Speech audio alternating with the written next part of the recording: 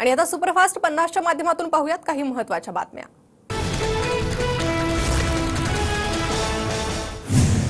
यापुढे इस्लामपूर वाळवा मतदारसंघावर देखील आपलं विशेष लक्ष राहणार। कोणाच्या तरी दबावाखाली राहण्याचे दिवस संपले। विश्वजित कदम आणि विशाल पाटलांचं थेट जयंत पाटलांच्या मतदारसंघातून अप्रत्यक्षपणे जयंत पाटलांना आव्हान।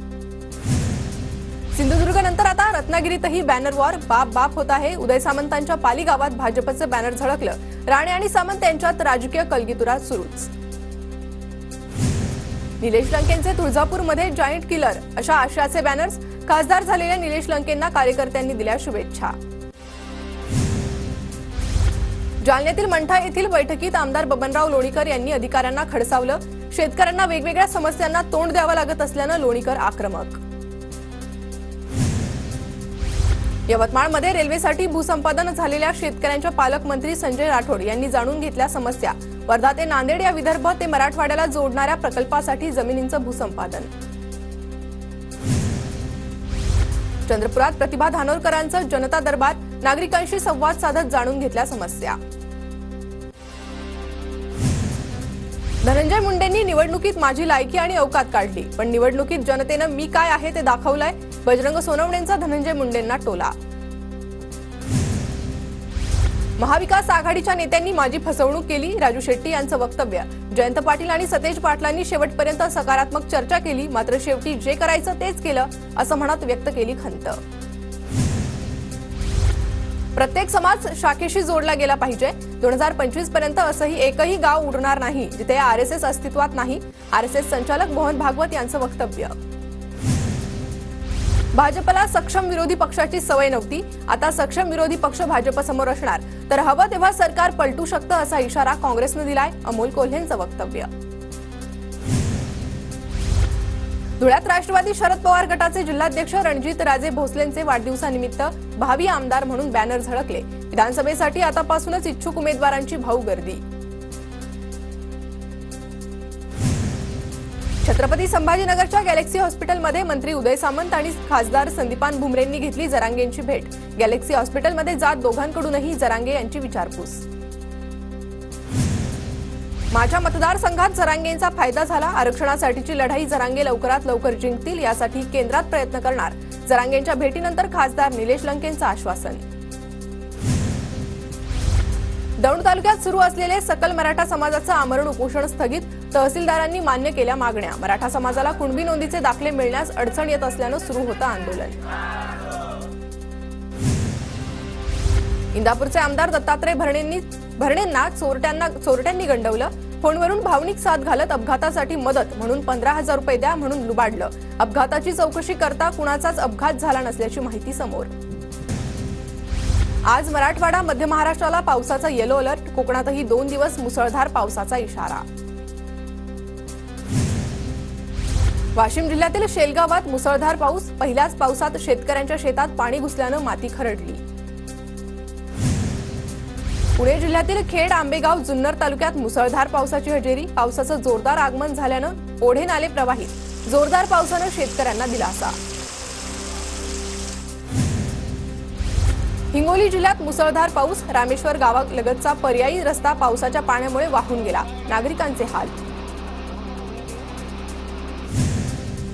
मावळसह पिंपरी चिंचवडवर जलसंकट। पवना धरणात 15 जुलैपर्यंत पुरेल एवढाच 20% पाणीसाठा शिल्लक। पाऊस लांबल्यास पाणी प्रश्न गंभीर होण्याची शक्यता।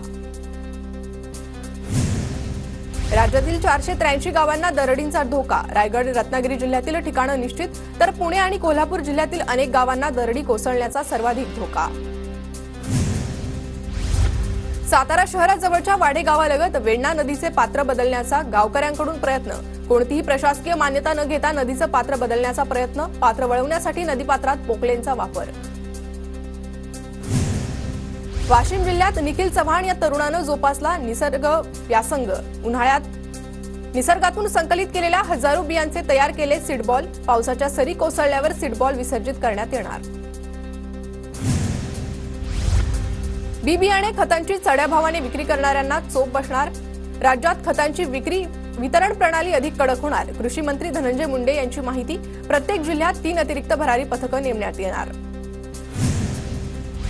नागपुरात नशेसाठी वापरली जाणारी 10 लाख किमतीची डोडा पावडर जप्त।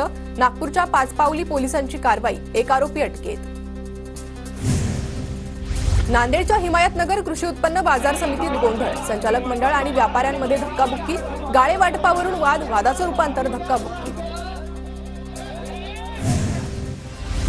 नंदुरबार जिल्ह्यात भीषण चारा टंचाई, शेतकऱ्यांवर जनावरं विकण्याची वेळ। राज्य शासनाच्या चारा भंडार उभारण्याची घोषणा उशिरा झाल्यानं शेतकरी नाराज।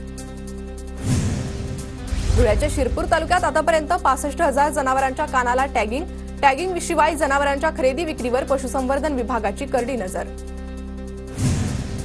नंदुरबारमध्ये जिल्हा परिषदेच्या स्थायी समितीच्या सभेत जलजीवन मिशनच्या कामावरून गदारोळ, ठेकेदारांकडून निकृष्ट काम होत असल्याचा सदस्यांचा आरोप।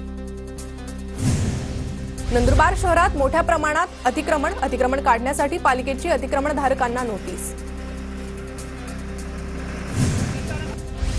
जळगावच्या अमळनेर मधील अनेक संस्थांच्या शाळांमध्ये कोट्यवधींचा भ्रष्टाचार, सामाजिक कार्यकर्ते रामकृष्ण पाटील यांच्यासह फसवणूक झालेले शिक्षक तसेच संस्था चालकांनी कागदोपत्री पुराव्यासह पत्रकार परिषदेत दिली माहिती। धुळे जिल्हा प्राथमिक शिक्षक समितीचं प्रशासनाविरोधात आंदोलन, प्रशासनाकडून जाचकटी लावून अतिरिक्त बोजा टाकण्याचं काम होत असल्याचा शिक्षक समितीचा आरोप। पंढरपूरच्या सांगोला तालुक्यात जिल्हा परिषद शिक्षण विभागाची दयनीय अवस्था, सांगोला येथील दलित वस्तीत शिकवायला शिक्षक येत नसल्यामुळे पालक संतप्त पालकांनी गटशिक्षण अधिकाऱ्याच्या कार्यालयाला ठोकले टाळे। मालेगाव दोंडाईचा रस्त्यावरील धुळे तालुक्यातील कुसुंबा गावाजवळील उड्डाणपुलाखाली धोकादायक खड्डे, मोठा अपघात होण्याची शक्यता। पुणे नाशिक महामार्गावर कुरुळी ते चाकण दरम्यान काल रात्री मोठी वाहतूक कोंडी, महामार्गावर 7 ते 8 किलोमीटरपर्यंत वाहनांच्या रांगा। सलग सुट्ट्यांमुळे लोणावळा शहर परिसरात पर्यटकांची गर्दी, लोणावळा खंडाळा पवनानगर परिसरात पर्यटकांच्या वाहनांमुळे कोंडी।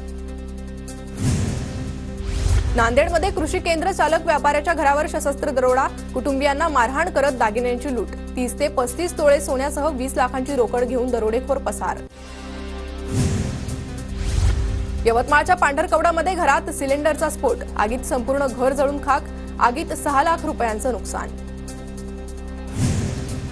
धुळ्यात 150 पोते गांजा जप्त तर दारूचा बनावट कारखाना उद्ध्वस्त, स्थानिक गुन्हे अन्वेषण विभागाची मोठी कारवाई। गोंदियातील साखरी टोली परिसरात एका कारची 4 ते 5 दुकानांना धडक, दुकानाचं मोठं नुकसान, सालेकसा पोलीस ठाण्यात तक्रार दाखल केली असून कारच्या चालकाचा शोध सुरू। गोंदिया जिल्ह्यातील देवरी चिचगड महामार्गावर मालवाहू वाहनाची झाडाला धडक, अपघातात एकाचा जागीच मृत्यू, देवरी पोलिसांकडून गुन्ह्याची नोंद।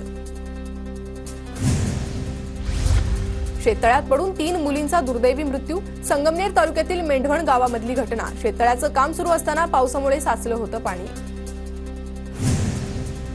गजानन महाराजांच्या पालखीचं अकोल्यात आगमन, दर्शनासाठी भाविकांची गर्दी, शहरातील मुंगीलाल बाजोरिया मैदानावर पालखी 2 दिवस मुक्कामी। तुळजाभवानी अलंकार चोरी प्रकरणात एसआयटी नेमूनही आरोपी महंत चिलोजी बुवा 6 महिन्यांपासून फरार, आरोपी महंतांना अटक करा अन्यथा आंदोलन करू, पुजारी मंडळाचे माजी अध्यक्ष किशोर गंगणे यांचा इशारा। धाराशिवमध्ये हिंदू जनजागृती समितीचं तुळजाभवानी मंदिरासमोर घंटानाद आंदोलन, मंदिरात सोने चांदीत भ्रष्टाचार झाल्याच्या अहवालावरून आक्रमक भूमिका। विठ्ठल रुक्मिणी मंदिरासाठी भाविकाकडून 11 लाख रुपयाची देणगी, मुंबईतील जयंत म्हैसेकर यांच्याकडून धनादेश स्वरूपात मंदिर समितीस देणगी सुपूर्द। बीडच्या परळी शहरात महेश नवमीनिमित्त शोभायात्रेचं आयोजन, मोंढा मैदानातील संकटमोचन हनुमान मंदिरापासून शहरातील प्रमुख मार्गावरून यात्रा निघाली।